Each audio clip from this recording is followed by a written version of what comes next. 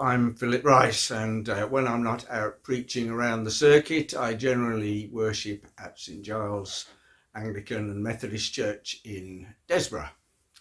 But I'm sure you won't hold that against me. As well as preaching around the circuit, I'm also a member of the Christians Against Poverty speaker team, which means that I go around churches all over the place talking about the work of Christians Against Poverty, or CAP as we call it.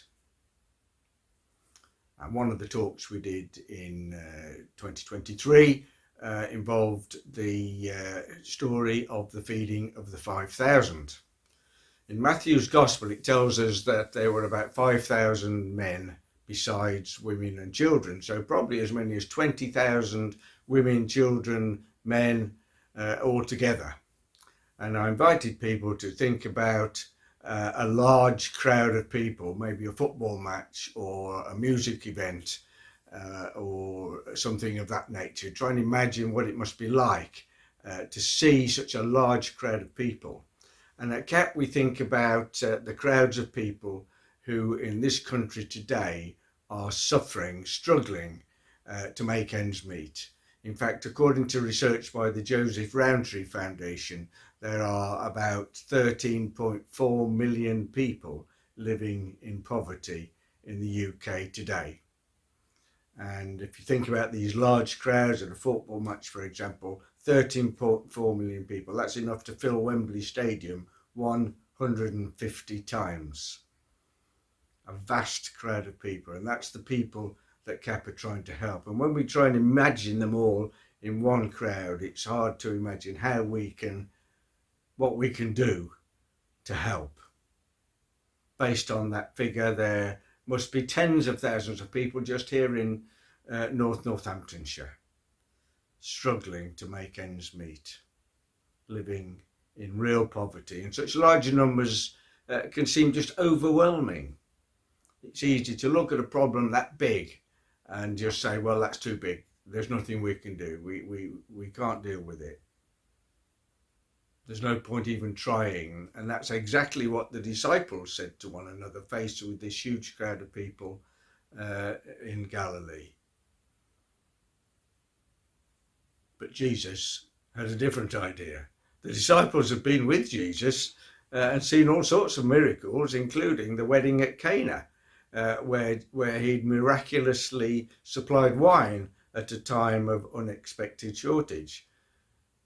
With such a vast, hungry crowd before them, the disciples' faith evaporated.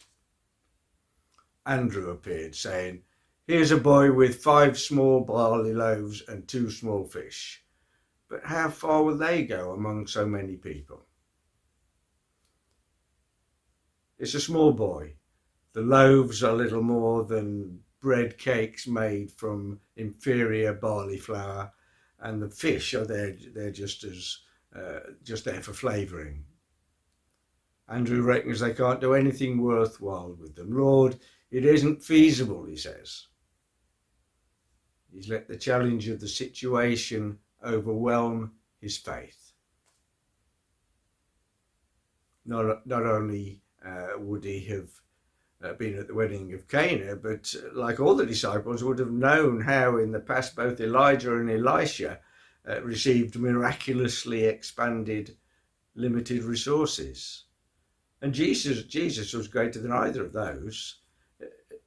It seems to me it's a lot like the average church council meeting. There's no way we can do this. The problem's too big. We need to leave it to somebody else. But let's go back to that small boy for a moment.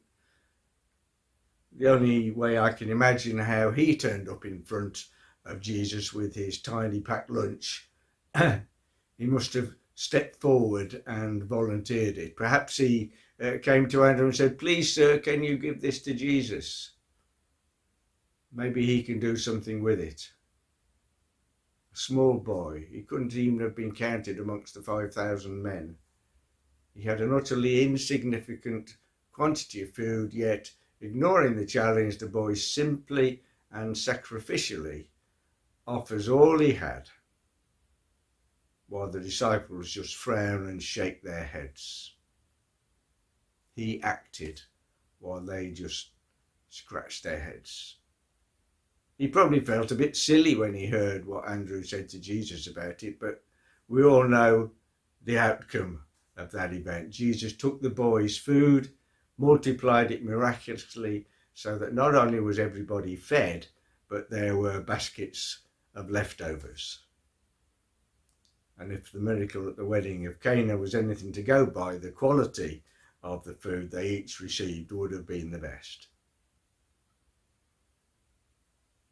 Although we obviously need to consider carefully and responsibly the many opportunities ahead of us, we should never let the challenges, whether of finances or feasibility, overwhelm our faith in God. A God who is able to do immeasurably more than all we ask or even imagine. Whenever we're forced to look at problems and opportunities presented by a hungry world, we must always look to Jesus for the answer. He chose to turn a seemingly insignificant offering into the answer to an enormous need. The boy gave away his packed lunch and received in return an all-you-can-eat buffet. And far, far better than that, his gift, given in faith, was used by Jesus miraculously. God offers us the opportunity to be part of his work. Don't be put off.